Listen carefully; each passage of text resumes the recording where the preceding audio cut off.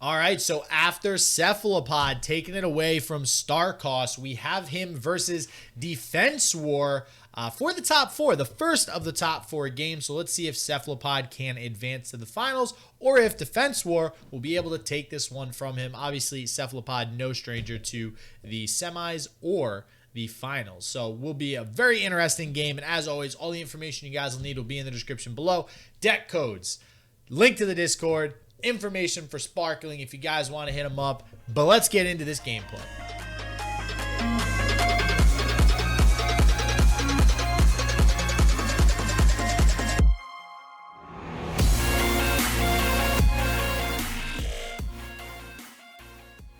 Sparkling, God, you know, it always happens like that. Oh shit, the game is already. Yeah, Okay. they got back in before. God, we can't even get 30 seconds, guys. Jesus, what is this? Whew. All right, we back. We back and better than ever. We're refreshed. We have a drink. It's cool. It's good. Okay, let's go. So Cephalapod versus Defenswar. It's Johnny against what I think is just a classic Darrowing deck. Yeah. Yep, and gotta love these Darrowing. They either basically get blown out by the other person because they draw like crap, or they blow out the other person because they draw the nuts. I feel like that's how a lot of these games have been going. Yeah. So, I mean, there's a lot of freeze in Cephalapod's hand, and he has ashes. So there might just be a turn where he drops ash, and he has a bunch of minions on board, and he just goes into an attack and just wins. His opponent doesn't have any blockers left. I think you always attack here. Now, yeah, I was going to say, I think from what we've seen earlier, a lot of times, I want to say that the Darrowing deck has had the advantage in this matchup. Would you agree? So, yeah, if you get the right draws and you just like curve out your burn minions and your overwhelm minions, you can win.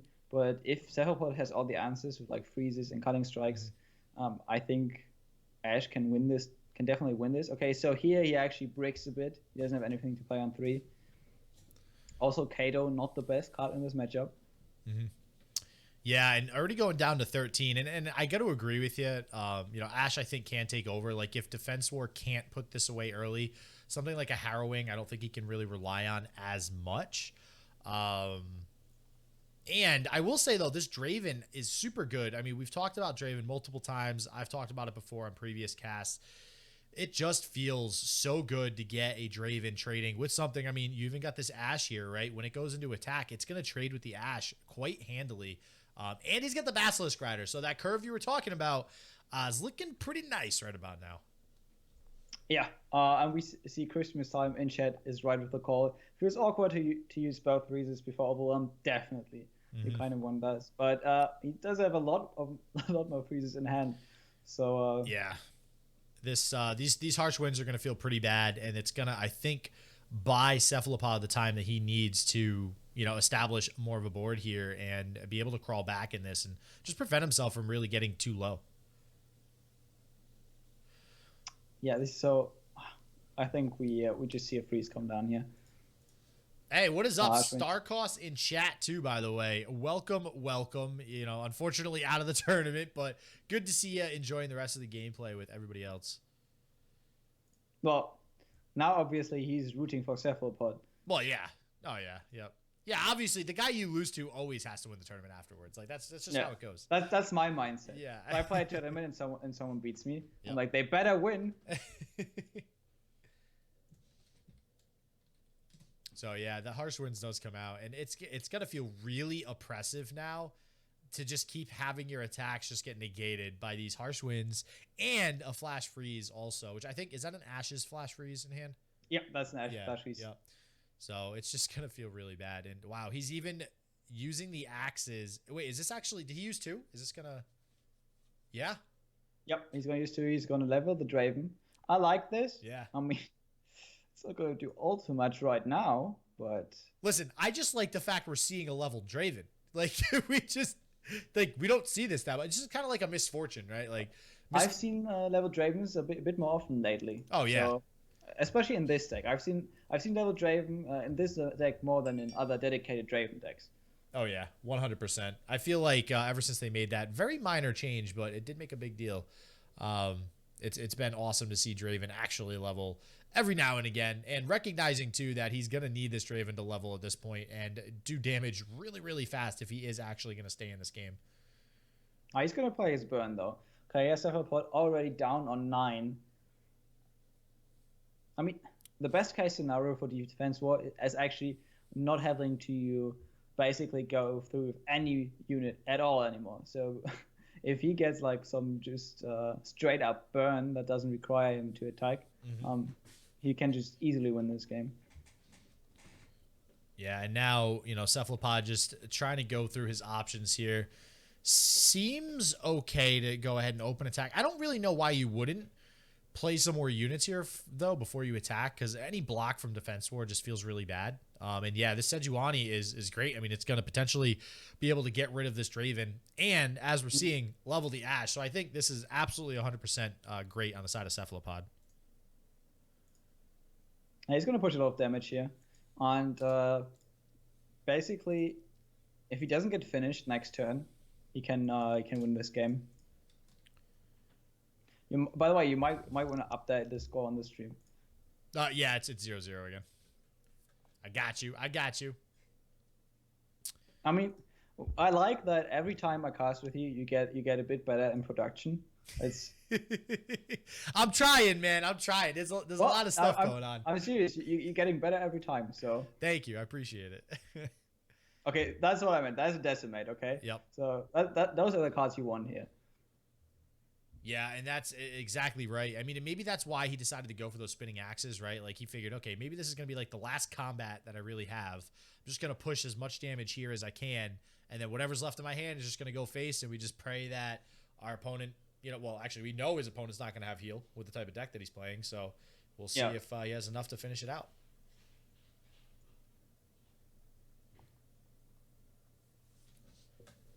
Yeah. I'm just going to go into the attack here.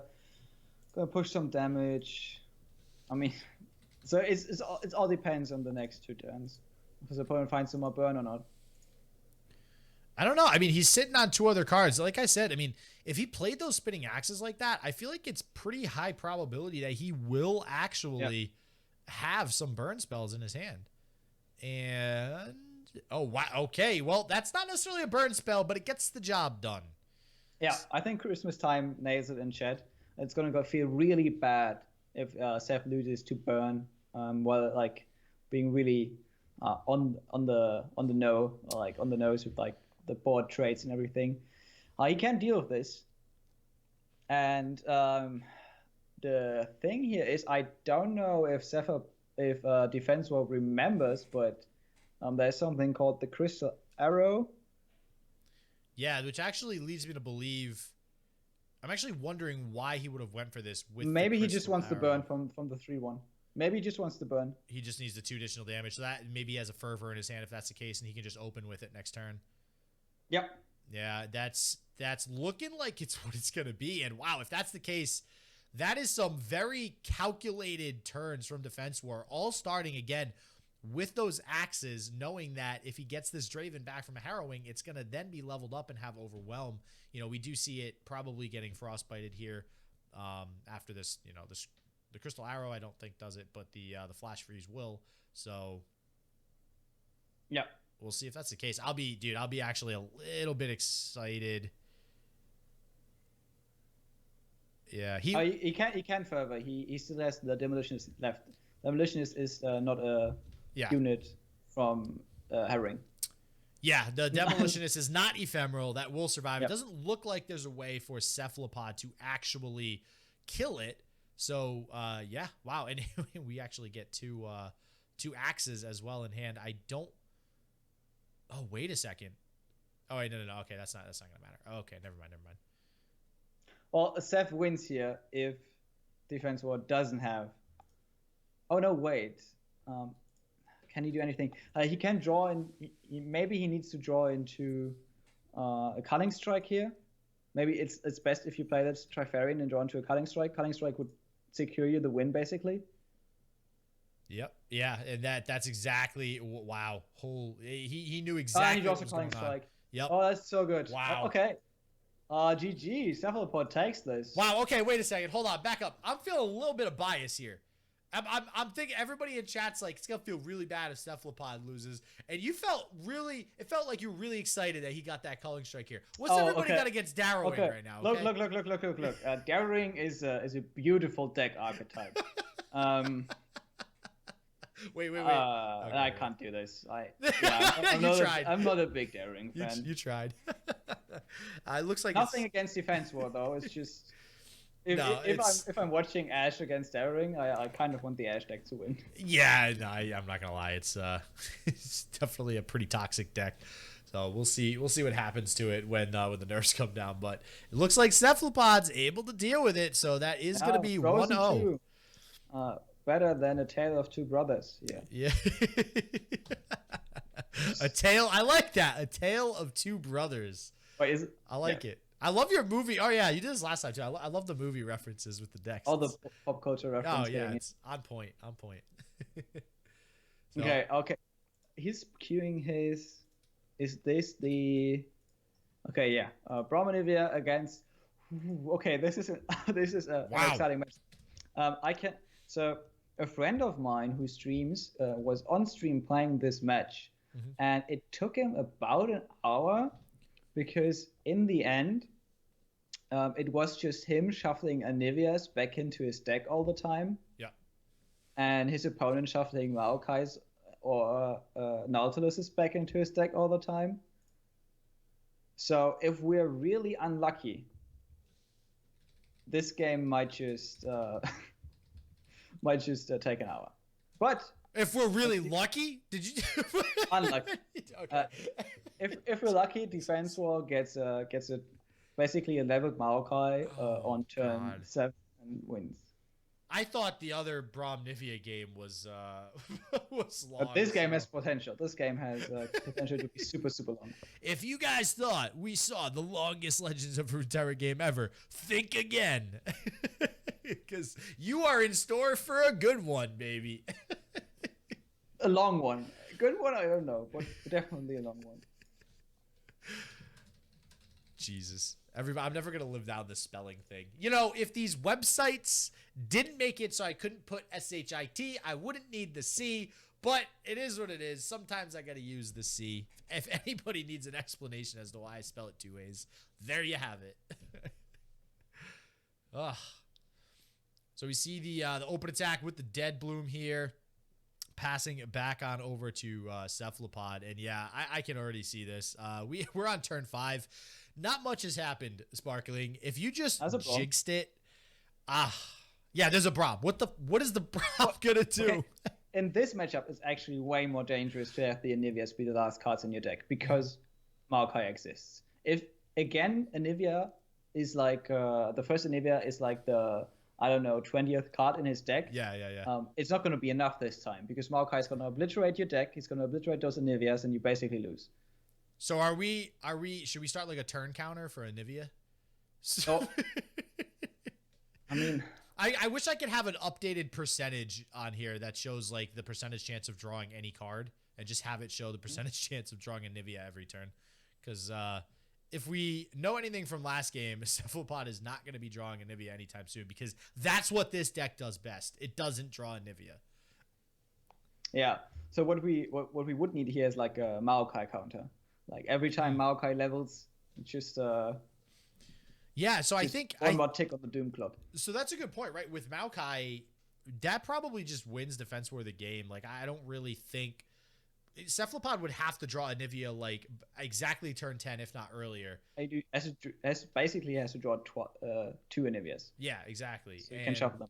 Yeah, yep, exactly. And otherwise, Defenswar just wins the game after 4 turns after the Maokai comes down. So I'm going to go out. I don't want to call it. I'm not calling the game because we're only on turn 6. Anivia could still get drawn. God forbid we draw it before turn 20. But I have a pretty strong feeling Defenswar has the advantage in this game. That's not Anivia. That's just a bold, muscly guy. This deck doing what it does best, not drawing Anivia. Although, hey, we're drawing champions now. I mean, That's a plus. so we're already drawing champions early on in the game, so maybe that's a good sign. Maybe that's a good Yeah, sign. and you do have 2 glimpse, so And what do we got? What do we got coming out from Defenswar? We have some action now on turn 7. Some high quality action. Let's see what we. Never mind. I take it back. We almost had something happening. Oh wow, turn 7 Nautilus. That's pretty big as well. Wow. yeah, turn 7 Nautilus is a fierce Batman moment. Yeah, and not too many ways really. It looks like to deal with it on the side of Cephalapod. No vengeance. Yep. Whatsoever yet, which is really crappy for Cephalapod right now. So hopefully he's able to draw into that. Is he at 10 cards? He's 1, 2, 3, 4, 5. No, he was at, all right, now he's at 8, I think. So this will actually put him at 10. So he is going to have to draw and play something here so he doesn't go over his hand size, and he's probably digging for a vengeance. That isn't it. There it is. There it is. And I think he got exactly what it was that he was looking for. So finally, Cephalapod drawing what he needs for once in one of these games, finding a vengeance. Yeah, that was a clutch. That was a clutch gamer moment. And Yeah, well, never mind. Defenswar clutches his right back. Nice. Okay, that was exactly what you needed here. Oh God! And I love Cephalopod's reactions every time something happens. He's so, like, you can just see the emotion flowing through his body. It's like somebody stabbed him. He kills the Nautilus. It comes right back. He gets stabbed in the heart. Like, it feels bad. Stepping right by Runeterra. Yeah. Why'd you have to print miscall, Riot? Jesus. And burning the Avarician Sentry. That feels really bad as well. Well, at least it's not an Nivea. Yeah. Oh, that's a really good point, actually. That it would definitely feel terrible. I like that Defensor gave him the pass though, because he knew that if Cephalapod was also not doing anything, he would burn a card, and burning Anivias is super bad in this matchup. Oh yeah. Yeah, and not drawing it like we've seen in the past. So anything involving losing or not getting your Anivia, I mean, this deck doesn't do anything otherwise, right? It just doesn't. It's good at not losing without Anivia. That's it. But it doesn't win, right? So it just kind of prolongs the inevitable. And in a matchup against something like Deep, which we mentioned earlier, prolonging the inevitable does jack squat. You are not getting anything done. You're just going to be facing down a huge board of bigger and badder units than yours, and Anivia is going to seem really tiny at that point. Yeah, that's true. Oh man, this is a hard matchup to win right now because you don't have Anivia already. There isn't a Maokai on your opponent's board because right now you would need like multiple cards to kill Maokai as well. Oh, Vengeance. I mean, can you glimpse? I mean, I think you kind of have to, again, just drawing further towards that Anivia, right? Like we just have to keep drawing. But look at his hand size. 1, 2, 3, 4, 5, 6, 7, 8. Oh, he could. Yeah, he would be up to 9 if he wants. Now he can, but he needs to use this Vile Feast, and then he can glimpse now, but okay, he decides against it. I understand. Like, not drawing to 10 cards is also like really unfortunate. I mean, listen, he does. So on a really weird, different way to play this matchup, he does level his Braum.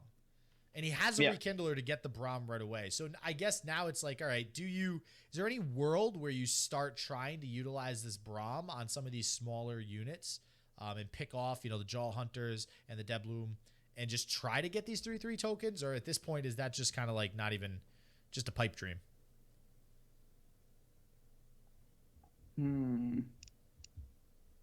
It looks like he cares enough. He's going to try to get the Braum back. So, I mean, maybe that's something that's on his mind now. Oh, God, that feels terrible. It's still 50-50, okay? God, don't you wish you could glimpse that and not have it go into the... like, glimpse was just removed from game real quick. Like, all right, great. You mean if glimpse says obliterate? Or obliterate. But if glimpse says obliterate, you can't ever glimpse in Nivea anymore, so... Oh, well, there goes that. Never mind, I take it back. We don't want that. Yeah. There's really nothing I think that he can do about this, really. So he just has to cross his fingers and pray that his miscall statistics are a little bit better than his Anivia drawing possibilities in the recent future anyways. Yeah, he's thinking about using the Glimpse Beyond. Mm-hmm. Listen, this is a tough turn. This is a really tough turn. And the problem right here is that Cephalapod is going to need to do like a lot of these tough turns, while Defenswar, like as the deep deck, can do like a lot more straightforward turns. Oh, okay. All right. He got the Braum. All right. Whew. All right. That was good. And Crusher in chat was like, all right, Defenswar got the 50-50, so Cephalapod too. I really wish that's how card games worked. All right. Like, I wish you could just guarantee that every time. Well, you got lucky, so I should get lucky. I don't, unfortunately, not how it works. In my experience, it doesn't work like that. In my experience, it never works like that. Oh, man. And Defenswar offering the pass again on the attack. Wow. Yeah, I don't know if he doesn't have a way to go deep. Like, I feel like with how big Defenswar's hand is, he must have options in there for him to go deep, but is just not taking it. I mean, why do you think that would be? Maybe it's a lot of units, and he just wants basically Cephalapod to play some card, use some mana, so there isn't a threat of a ruination anymore. Mm-hmm. So I think if Cephalapod plays anything here, Defenswar starts to pop off. Cephalapod could have faked here having the ruination by just ending the turn. Yep. Yeah, and we see, okay, yep, and here comes the train of what I think is going to start to be huge sea monsters hitting the board. It's funny, we've seen Cephalapod play this deck a couple times now. I don't... Oh, there is one ruination at least, right? I think I remember seeing one. Yeah, Cephalapod is playing 2 ruinations. 2 ruinations. Okay, cool. So those are going to be really critical in this matchup, and he's got to really hope that if it comes to that point where Defenswar is just flooding the board with all these sea monsters, he has a pretty clutch, like, good value ruination in hand. Yeah. But in the end, Cephalapod does got to put on some pressure, especially because he doesn't have the Anivia right now. Mr. Harry in chat, what is up, man? As always, thank you for, if you guys don't know Mr. Harry, he helps organize the tournament. So thank you. Appreciate it, man. Also, I think the organizer of BR Legends, which we also casted last time, was also super fun. Yes. Okay, so right now, Defenswar is bricking in a different kind of way. So obviously, Cephalapod again not finding his Anivias. It's just not his unit. It's just not his champion. But Defenswar also not going deep. Usually you want to be deep already, like 2 turns ago. And he also doesn't have the Maokai. So both players not really drawing into the win condition, which makes this game a bit more prolonged. Which usually should favor Cephalapod. Yeah, and then we see...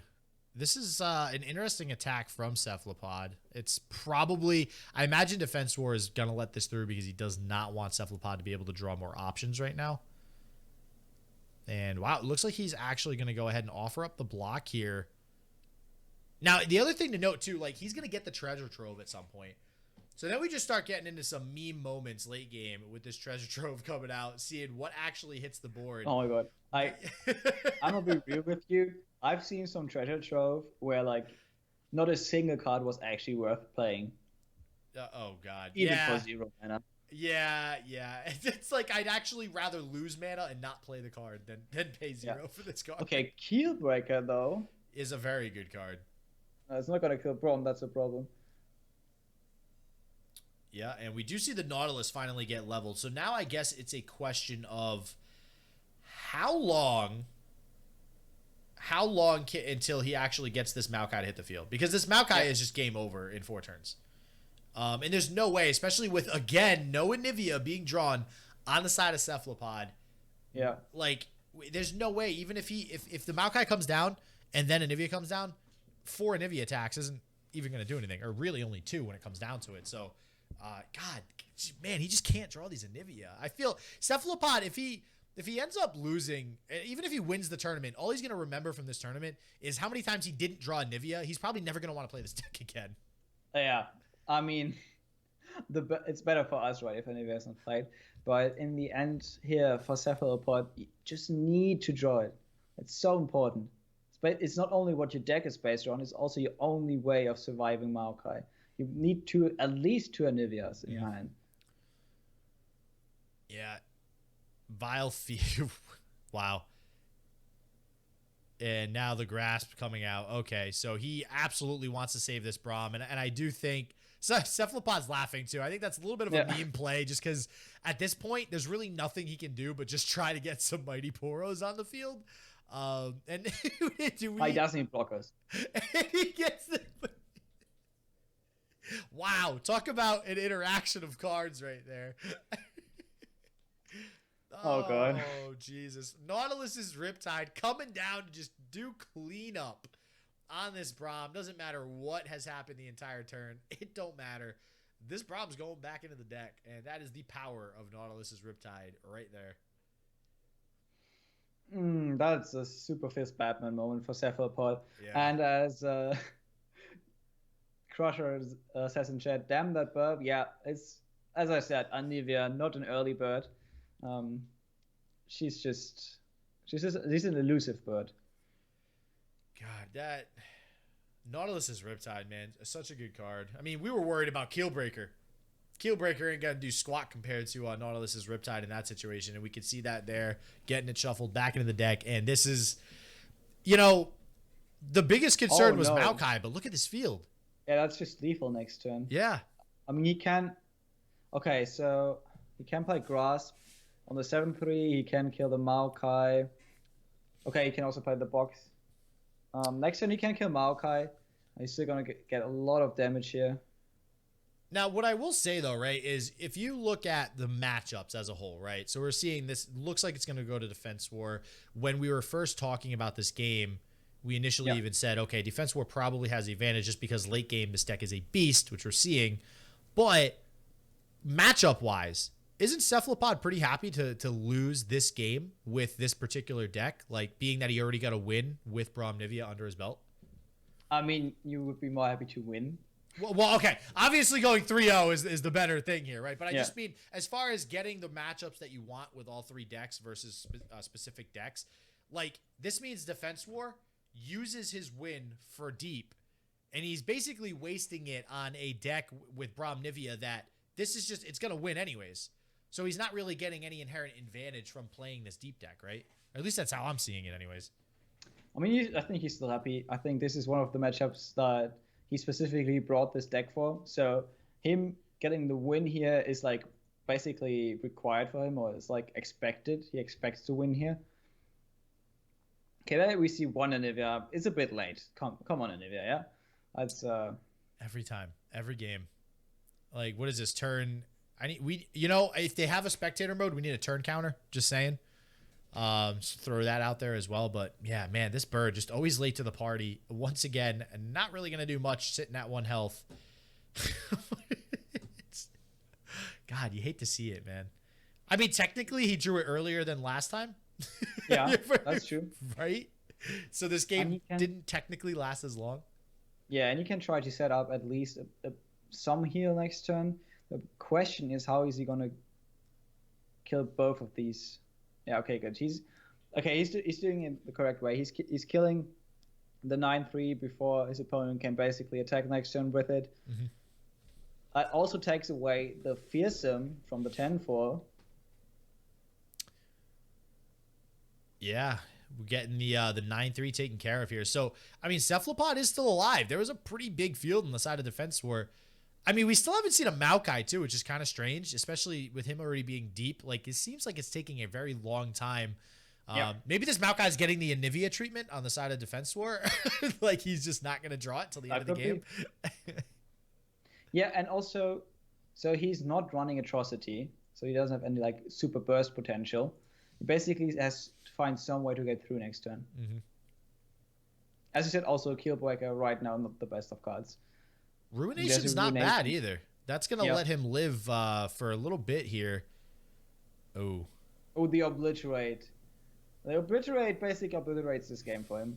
Yeah, that's pretty bad there. I mean, do you ever consider 2 Withering Whales here? Like, I mean, you kind of have to, right? Because if you just let this obliterate go through, yeah, sure, you can Ruination, but like you need your Anivia. Because you can't, the Rekindler, if it's obliterated, you're not going to get it back. So, yeah, it definitely doesn't feel good to use both of them here, but you kind of have to. And then you need to block the 10 for. I mean, it's doable. The problem is you're probably going to lose Anivia anyways. I ping you, listen. Ruinate and Pray. Yeah, right? I mean, Ruinate and Pray feels, I guess, okay as well. But, again, this Rekindler is just... I mean, the Rekindler gets a Braum, right? So... No, it gets an Anivia. Wait, was there...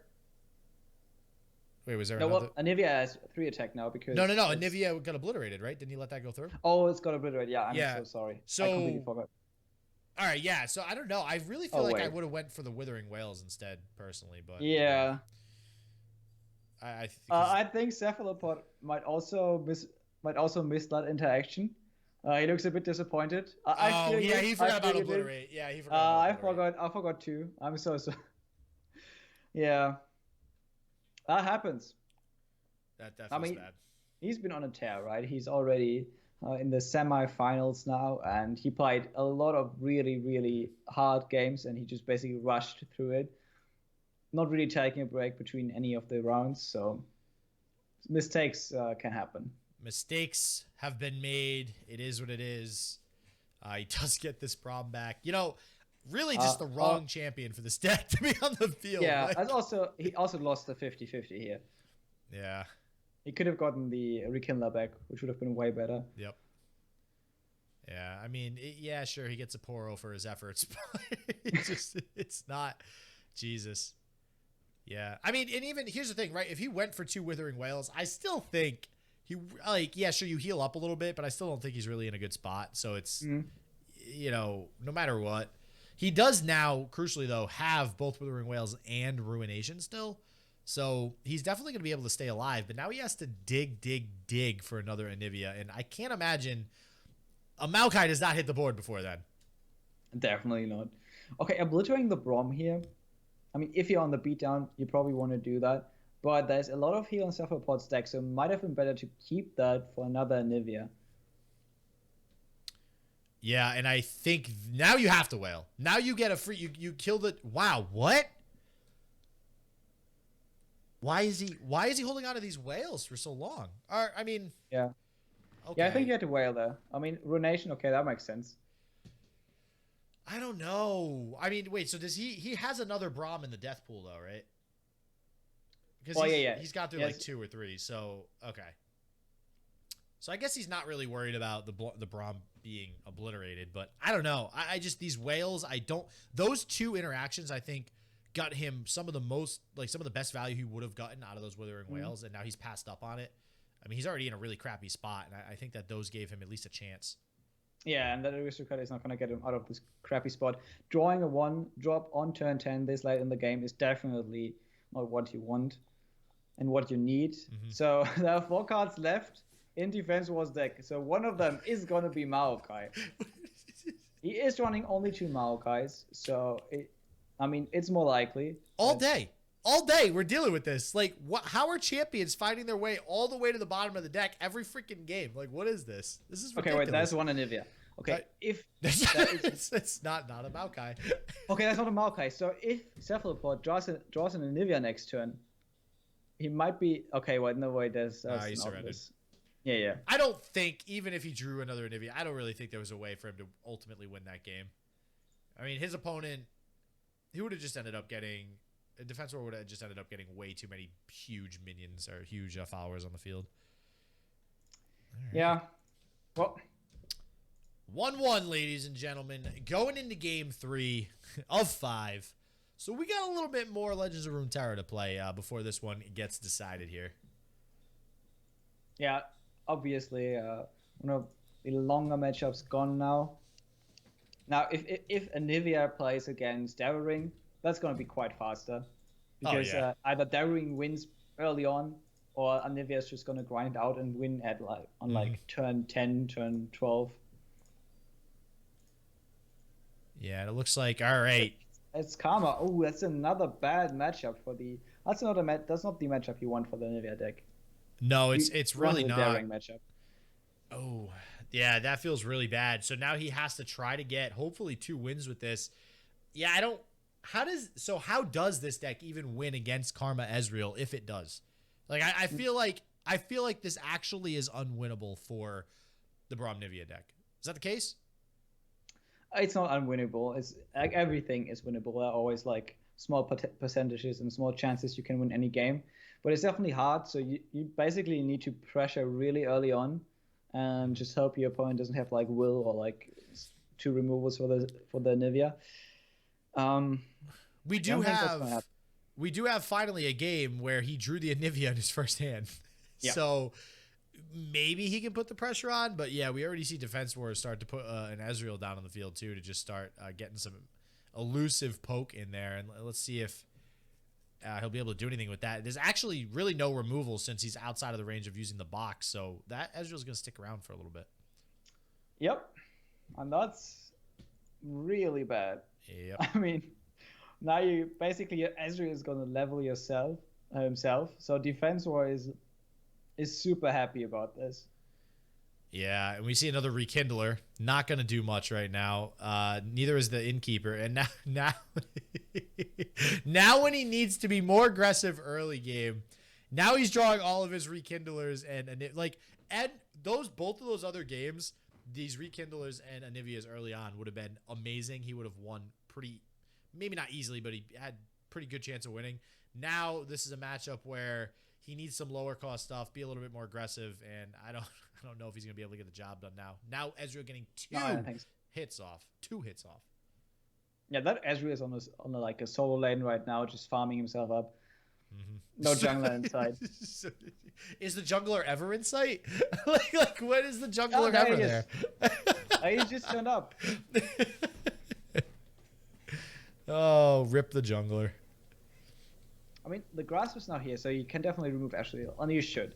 I mean, if that Ezreal gets like one more attack, you're super screwed. And Eye of the Dragon coming out just to add insult to injury, just in case Cephalapod does a little bit too much face damage. We're just gonna get a Dragonling to heal back up. It's cool. Yeah. So Deny is a card, so he's passing here. The problem is, even with Deny being a card, at some point you got to remove that Ezreal. Yeah, I mean this Anivia will start to do it and start to poke away a little bit of damage, but by the time it actually does enough damage to the Ezreal to kill it, it's already going to get like 3 more attacks in, and that is not good. Well, it will be back-breaking here. I stunned too. So never mind. All right, we're not even taking 1 damage this turn, so it's sticking around longer.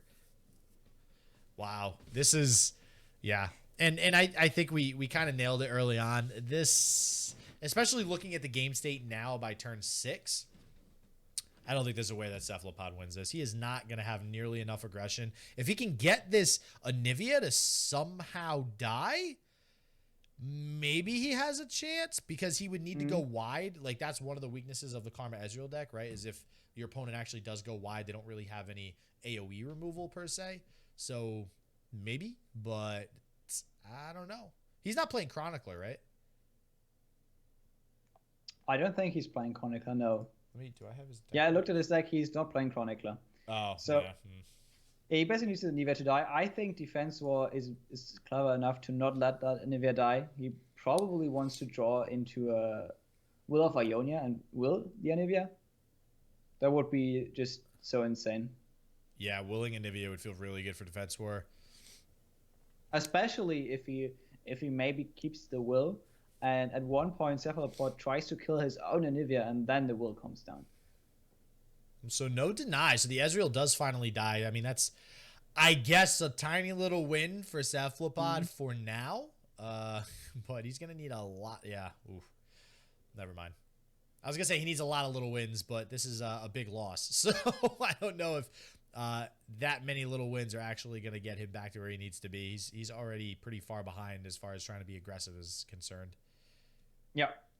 I think there was a consideration for Defensor also to maybe will first, because that would have made Cephalapod either replay the Anivia or use the Grasp, and then he could have attacked with like his 1-3 and his 3-2. Yep. I guess you kind of just have to play the Anivia again and just pray that he blocks it or something. And even if he blocks it with the 3-2, I mean, it's not gonna die. And damn. Yeah, this is such a crap matchup, honestly. The will. Oh my god, the second will. Yeah, Oh. that's just people's. But this is the matchup basically, guys. That's why Ezreal Karma is so strong right now, also in the tournament meta. It preys on these slow control decks. And But yeah, Avalanche, not bad, but yeah, it's okay. yeah. I mean, you're going to remove some cards. You don't want Defenswar to get more chip damage in, and basically preventing the elusive from getting through. Next turn, you can try to attack with like your 31. Maybe he blocks it with his 1-1. And he's using the health potion on the Eye of the Dragon. Okay, well, I guess he's getting 2 Dragonlings next turn. Wow. Yep. Yeah, this just feels so bad on the side of Cephalapod. So, like, back, my original question, which was, is there ever a way that Cephalapod draws something that wins this game? I mean, he even had the Anivias early. I think if you're not playing Chronicler of Ruin, I actually don't think there's a way you win this game. I think the only way you could is if you have an Anivia with an early Chronicler of Ruin and an early Rekindler. Yeah. I mean, if you look at this, now he draws all the Niveas. In this game, he draws all of them. That's how card games work, though. You draw cards when you don't need them, and you don't draw cards when you need them. That's typical card game logic. That's how things work. Come on. Yeah. That's just how it works for Cephalapod here. He's approaching the danger turn. Okay, it's almost turn 10. This. If he plays anything here, I think Defenswar might be emboldened to play a Karma if he has one in hand. All right, so now we get into, is the highest EV decision here to just surrender? like does that actually, you just save time? Oh wait, what? You just save time from Cephalapod. Did he? Yeah, I mean, I think his mental is just done. He just healed his Nexus instead of the 3-1. Does it really matter at this point? I mean, it does technically. I don't think so. I don't. Yeah, I don't think he does anything. Oh man, this would be a great time for him to use those walls he saved from last game. Yeah, right. Oh my god, this is just terrible. And what is this? A third will? Come on, I want to see the third will. Oh no, please, no. Ionia, come on, don't do it. This game is just a throwaway. I think I saw somebody in chat. I don't know if it was I Ping You Listen. It might have been Christmas time. I think whoever said that usually what you do in this matchup is when you see your opening mulligan, you concede. I want to go out on a limb and say that is the highest possible value play you can make because you save you a lot of time, and you also do your opponent a favor in saving them a lot of time. So yeah, you're also saving us a lot of time. Yeah. But this is a tournament, and you are in the top 4, so you have to give it your all, and you have to take every chance you can. So if there is like a 1% chance to win this game, you gotta have to take it. Obviously, this game did not win like super good, so you deny them LP. God. That's toxic. Oh man. Hey, we see an Anivia effect go off though. That's good. There's the off chance that Defenswar somehow doesn't draw a Karma or Ezreal. That might happen. That would be. Oh, there's an Ezreal. That would be insane. All right, never mind. Yeah, okay, I think this is game over then. Just as I say that. There was this glimmer of hope. Yeah. And well, actually, all right. So if he doesn't have Karma, he only has 5 cards in his hand. I don't think he can 20-0 Cephalapod. And Cephalapod seems to have perked up a little bit, seeing his opponent at 5 Nexus health. So I guess there's this really random line that ends up happening of no Karma being drawn, and I can't imagine what 5 cards in Defenswar's hand would lead to that happening. This is a really good Withering Wail, by the way. Is it? I mean, it's probably the best Withering Wail he's going to get. Well, next turn, he might also kill Dragonlings alongside of the eyes. And now he basically misses the 3 heal, which is okay, I guess. You have like 6 heal now in hand. And you probably freeze those, or you kill Ezreal. Yeah, and you have 11, right? So I think you maybe go for the kill on Ezreal and then freeze or something. He's actually going. I think you go for the freeze first, and then if your opponent plays anything, you go for the kill. Okay, so Defenswar actually has to basically. Wow! No way. Have a bunch of spells in his hand, and I would say he's on the back foot completely. I mean, what could he possibly have in his hand? I'm not sure. Hold on, let me see here. He might have a health. I imagine there's going to be a health potion in there that he's probably. Okay, it's a static shock. Okay. Health potion also super good here, obviously, to save the Ezreal. He could have concussive palms, maybe. No, gotcha. He's playing 2 gotcha. Okay, he had one more Eye of the Dragon. He had a beam. Beam not there good in this situation. Okay, that's the karma. There it is. But he's left on 2 mana, so this is okay. If you ever kill this Ezreal, you kill him now. And you gotta hope your opponent doesn't have health potions. Yeah, I mean, he's got to have a health potion. I feel like with how long... Oh, he actually drew into it. Okay, wow. So, yeah, that's just going to be game then. Yep. Wow. Well, wait. Hold on. Now I'm okay, it's going to do... So, the Anivia is going to do 2. And Anivia still hasn't died, so the Rekindlers are useless. Is there... He could... Glimpse and he has healed. Huh, this is... Ooh, okay, so Ruination is interesting. However, I don't think Defenswar's played a Deny yet, so I think maybe there's a Deny in his hand as well since he's been sitting on it for a while. Yeah. He's playing Both 2 Deny. Both going to get blocked. Yeah, okay, so for Cephalapod, he's just hoping there's no Deny. And he gets some good trades here. I don't think he can leave his opponent. His opponent is probably going to block. This will threaten to kill the Ezreal, so... He just block with the Ezreal in that case if he dies. Yeah. If he dies, he dies. Yeah, and you still have the Karma on board. I'm actually incredibly surprised that we even got to this point where it even looks remotely like Cephalapod can put it away. Like, yeah, that's another long game now. Yeah, this is just so confusing. Like, I don't even actually understand how he got... I was not expecting Defenswar to actually go down this low to 5 Nexus health, but here we are. And actually might even go a little bit lower here, depending on if there's another health potion or not. Well, I mean, what are those 4 cards in his hand?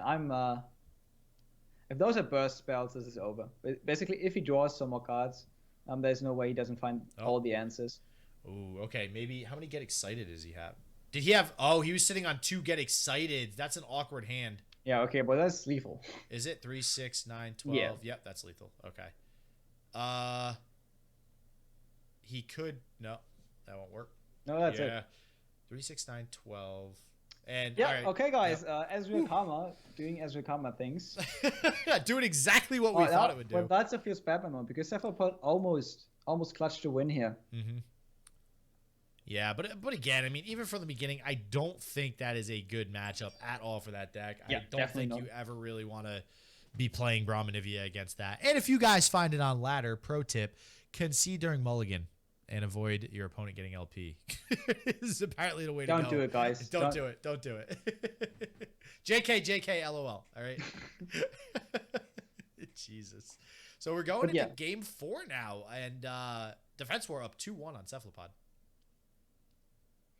I mean, as you said, this was a pretty bad matchup. This was almost a throwaway game. I think you're not too sad if you're Cephalapod here. You do have like a really good matchup now because Brahmanivia is really good against Ring. So if you get the win there, you might just be able to clutch it out with the Swain Yasuo afterwards, because although Swain Yasuo doesn't really run heal, you definitely run stuns and you run wills. You can definitely hold your own against slower Ring hands. Yeah, 100%. And I'm curious to see what we're going to see here. I imagine we'll see the Brahmanivia again. Looks like Cephalapod's taking a quick break. I imagine we are going to see the Brahmanivia. There is what's left on the side of Defenswar. Is it... What else does he have? Did he win with the mid-range Ash deck? Oh, Darrowing. Darrowing. He has Darrowing left. Never mind. Okay, Darrowing. There we go. So, yeah, we're going to see this Darrowing up next. And honestly, having 2 shots to win with a Darrowing deck seems good. It kind of feels similar to like having 2 shots to winning with an Ezreal Karma deck, where generally speaking, you're going to have at least an okay matchup and will at least have a shot to win the game. Yeah, obviously against Brahmanivia, that's your bad matchup. So you really have to high roll there. Oh, yeah. And your opponent really has a low roll. But against the Swain Yasuo deck, it's kind of a toss-up. So I would say the Daring deck is favored just because you have so much burn. But if you draw really, really well as the Swain Yasuo deck, you can definitely clutch it out. So let's see. We might just see another throwaway game, and afterwards we will have a really hype matchup. Although, the way Cephalapod has been drawing, the Daring versus Brahmanivia deck might become way closer than usual.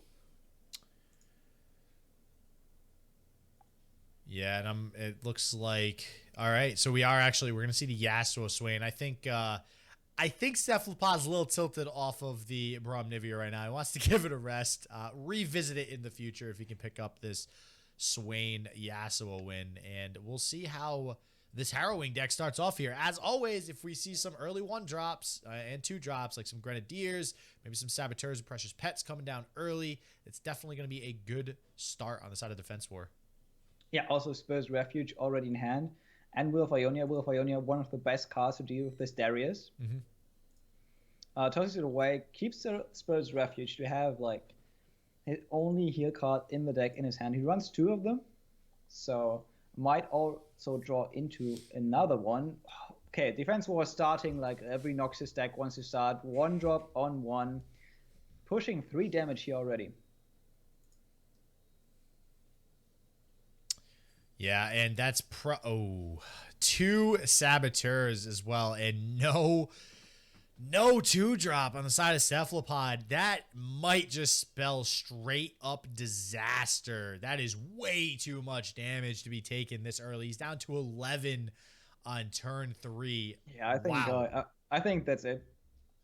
I don't want to call it too early, obviously, but that was a super sick opening from Defenswar, and basically not having a 2-drop on Cephalopod's side is just really, really bad. To be fair, he only runs 3 2-drops, so it's super unlikely that he actually has a 2-drop on 2, by the way. And I think there's a problem with this matchup. Yeah, and it actually... 2 mana for 9 damage, yep.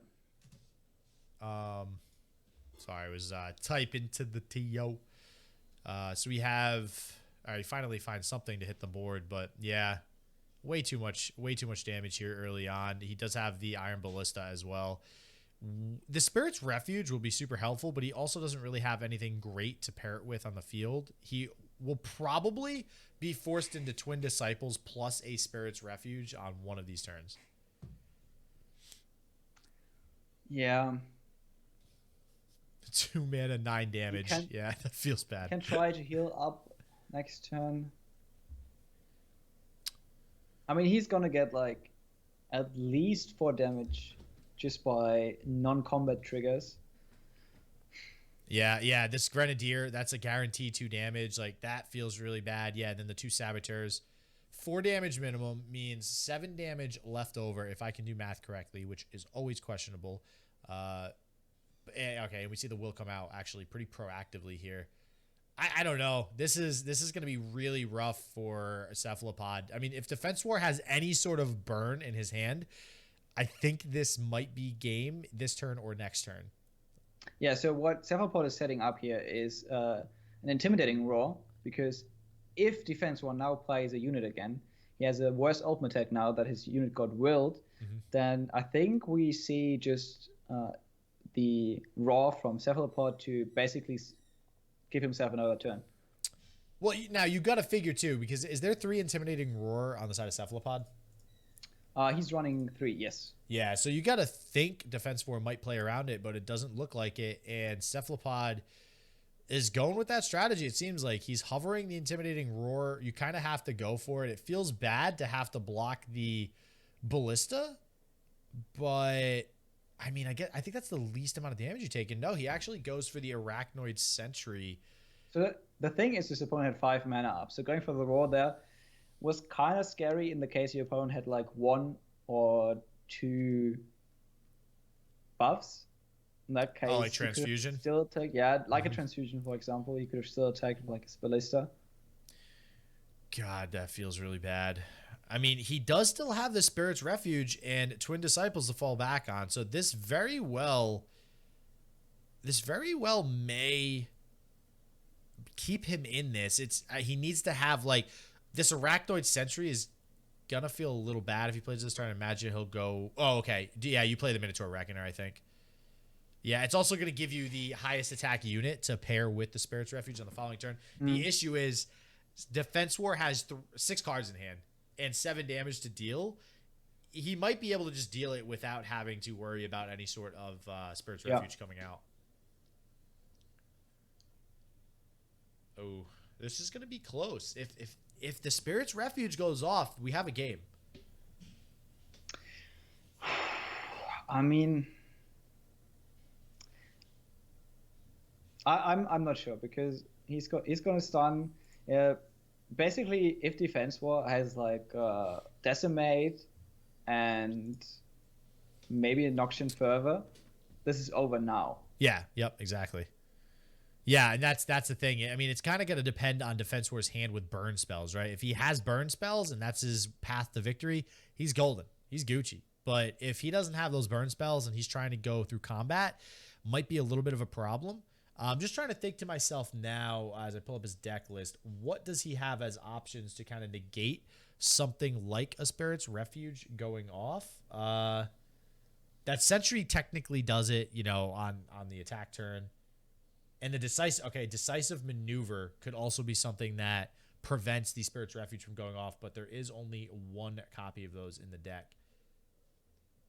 Yeah, and he played the Arachnoid Sentry last turn, which is a bit awkward because now he basically runs into one of these Spirit Refuges. And here we go. We'll see if this... Which is no problem if there's a Fervor, because if there's a Fervor, Refuge ain't doing nothing. Yeah, and then there's also Fervor, and one of the reasons why Fervor is so good, and there's the decisive maneuver as well. I think that's going to be game most likely. Yep. Yeah. I mean that is game. Wow. Yep. That's Dowering for you. Yeah, that's Dowering, and that's burn in general, right? Like one of the most important concepts I think in burn that a lot of new players might miss as well is the idea of preventing your opponent from healing, right? So that right there, we just saw it stunned it. You're preventing the barrier and the lifesteal from going off. Noxian Fervor, like you mentioned on the Ballista, would have not only done 3 damage, but also would have fizzled out that attack, prevented the 6 heals. Yep. So you're basically doing 9 damage with a freaking 3 mana Noxian Fervor. That feels really good. So yeah, wow, Darrowing taking the V there versus Cephalapod. We're going to have Defenswar in the finals. All right, and that's it. So we have Defenswar going ahead and making it to the finals. So let's see who his opponent will be in the next top 4 game, which you will see if you get notified by subscribing and turning on the bell, of course. So as always, everybody, stay healthy, stay positive. I hope shit just works for you, and peace out.